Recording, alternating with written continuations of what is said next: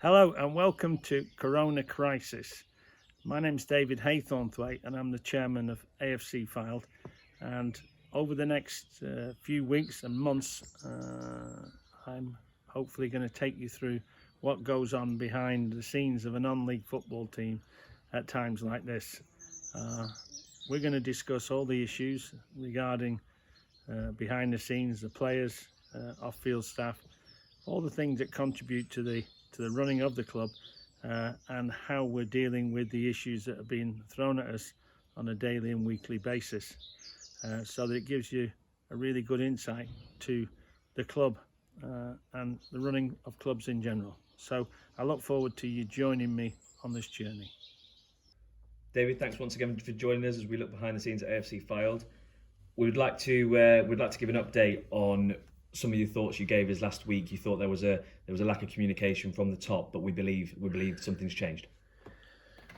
Yes, I'm not sure. I'm not sure it's changed, but I have to say that I was quite surprised that I had a invitation from Brian Barwick, chairman of our league, to have a what's quite popular now, a Zoom meeting with him and Michael Tattersall and Louise, the secretary, who very kindly took notes. But obviously, I think they feel that some of my attacks, for want of a better word, were unjustified. I think I laid out clearly last time my areas of frustration. We don't want the league's going to start. We shouldn't be doing the playoffs. There's no discussion about salary caps. There's conflicts of interest. I listed 6 or 7 things that I was concerned about, and the fact that I hadn't had replies to previous emails and letters. So I say I was pleasantly surprised when I got a phone call from Brian Barwick, and on Monday, I think it was Monday, maybe Tuesday. I think Monday we had I would say probably about a 2-hour, video meeting, and we went through, every one of those points line by line, and to be fair, they were very respectful. I hope I was equally respectful to them. As you know, I'm passionate about a lot of these things, so sometimes that passion can be sometimes seen as aggression by certain people, but it is, trust me, it is passion, probably impatience, and we went through them all. So I have to say thank you to them for taking the time to do that. Having said all of that, I'm not sure that I came out of that meeting with any more real answers than I went into it. All the things that I discussed about are all, yes, we agree. The conversation went along, yes, we agree with most of what you say. However, and in most cases it was however. In the case of, for example, why are we having playoffs? It was, well, we're waiting, as we know, famously waiting for the EFL. Everybody's waiting for the EFL. The clubs in the EFL are waiting for the EFL, and everything hinges around that. I feel very strongly we shouldn't be waiting for the EFL, but again, we've got a difference of opinion. So we went through every issue on there, Adam, and I think that I say very respectful, gave me a fair hearing. They didn't need to do that, so hats off to them in that respect. But I didn't feel coming off there that we got anywhere, got any conclusions, and that's my point, is we have to make decisions. We need to know, and again, I think very critically, without repeating myself every time I'm on this camera, we need to be consulting with the chairman, with the other chairman in the league, and that's just not happening. So the end result was disappointing, but the fact they did it, I was very pleased about. And that leads us on to the next question, where you do have a scheduled meeting with the other chairman. Yes, I felt watching.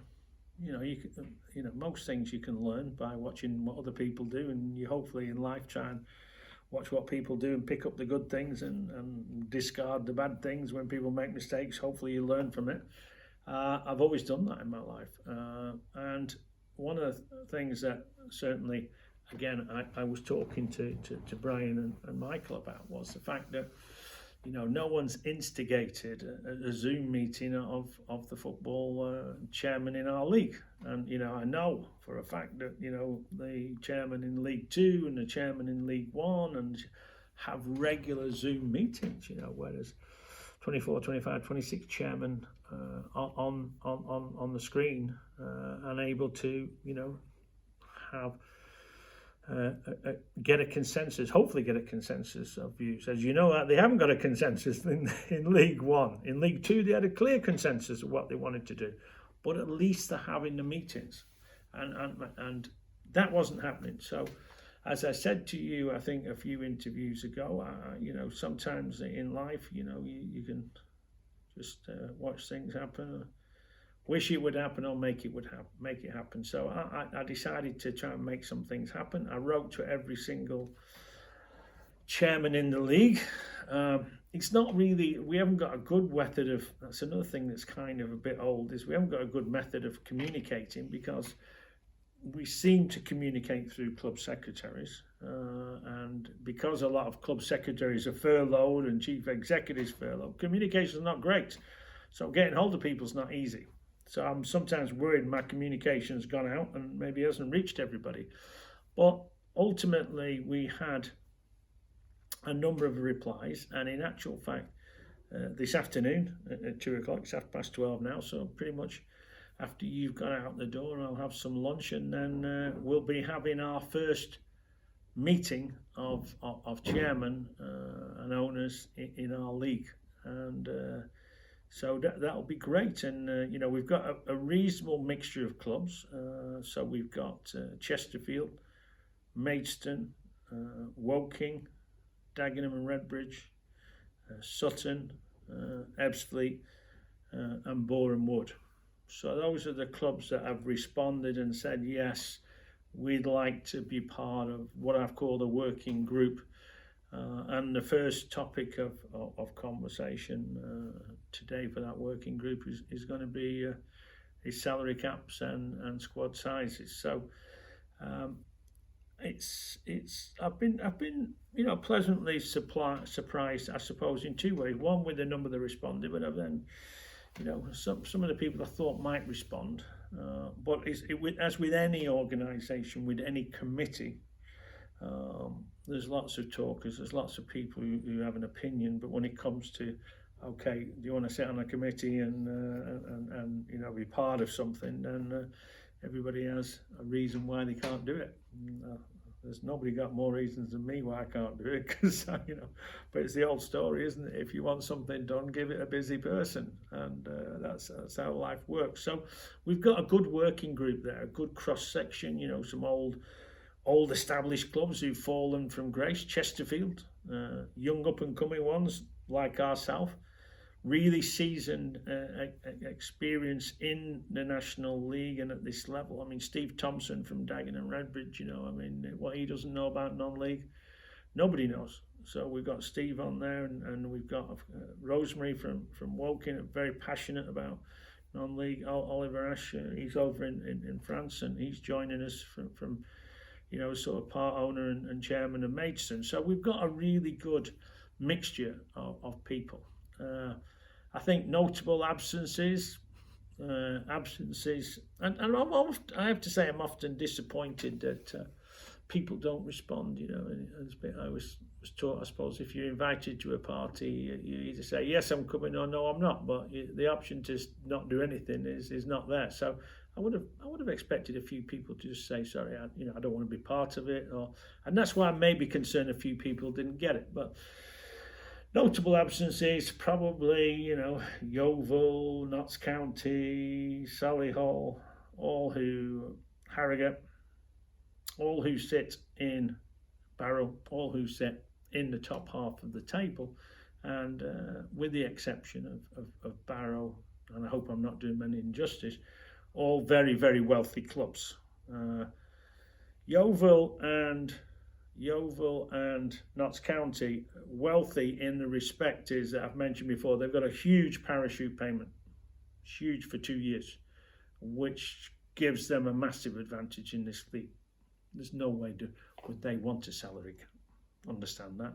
They've just got new Danish owners, I think, who, I think they're the fifth owners of the club in 5 years, something like that.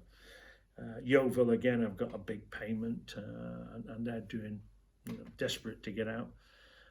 Solihull, well-known ex-chairman of Oxford, very wealthy man, and paying ridiculous wages. They wouldn't. I can understand that wouldn't be one of part of a salary cap. Harrogate are the same.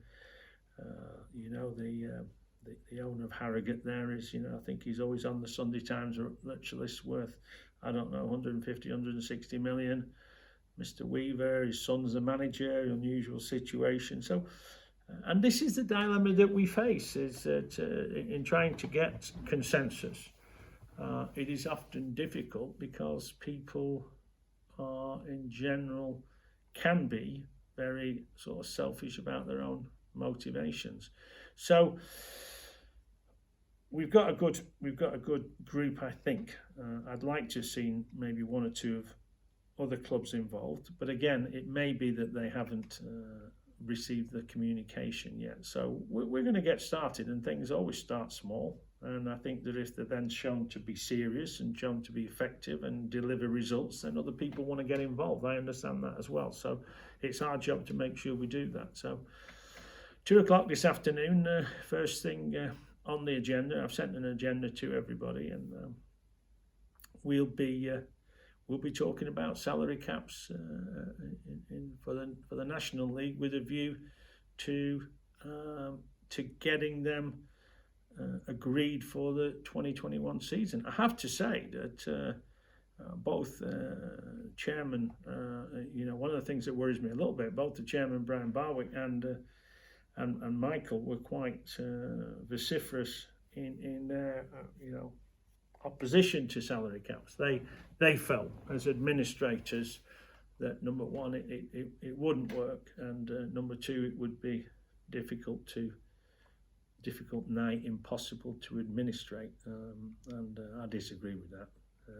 Anybody who runs a business knows that how to put systems and structures and checks and balances in place to make sure that things are running. Otherwise, you'd be petrified in your business. Everybody was stealing from you every day. So, it's quite simple to do that. It's probably a little difficult, and as people point out, there's a way around it. And you can cheat and you can do this. Of course there is. But again, I go back to the fact when I've said earlier today in a previous conversation, I'm a great believer in the human race. I'm a great believer in people being honest and straight. So yeah, there will be some people, I'm sure, with a salary cap trying to cheat. But I honestly believe if it's for the greater good of the game, for the greater good of the league, to try and make us sustainable, then most people will adhere to it.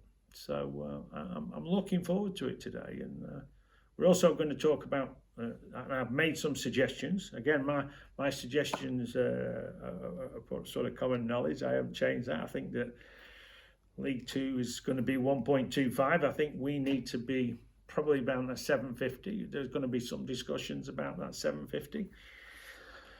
Maybe discussions of what goes into that 750 exactly. I've made some suggestions about how we could administer it again, and what those costs would be and how those costs would be paid.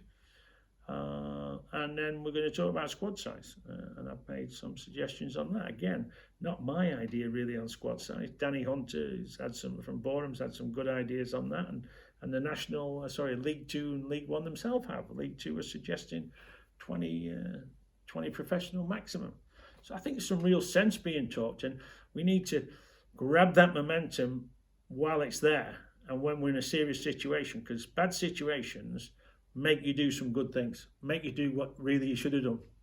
Yeah, you can't avoid it. You have to deal with it. So from that respect, I hope that we're able to at least formulate a plan that we can, as sort of 8 or 9 club chairmen and owners, can agree upon, and then submit those plans to the greater league for comment, because ultimately we won't make the choice. It'll be made again by the whole league, democratically voted on, whether or not the league itself wants to have salary cap in the way we propose. So yeah, interested and excited to be part of it and to get the ball rolling, and I just think it's so vital for not just us, but for football in general. So we'll see what happens, Adam. Look forward to hearing your findings. Well, hopefully I'll be able to share those with you. And again, very much I want it to be in the public domain. I think it's something that should be in the public domain. This that fans need to know that we're doing things to save the game and being sensible. I mean, it's often pointed out to me we're spending their money, and in some cases it's true. Not always. We're also spending our own money. And I suppose that focuses a lot more when you're spending your own money than somebody else's. It's easy to spend someone else's money, but spending your own money focuses your attention. So I think most of those people on there, in one way or another, have contributed or are contributing significant amounts. So looking forward to it, and we'll certainly be reporting back to you next Thursday at the same time. Thank you.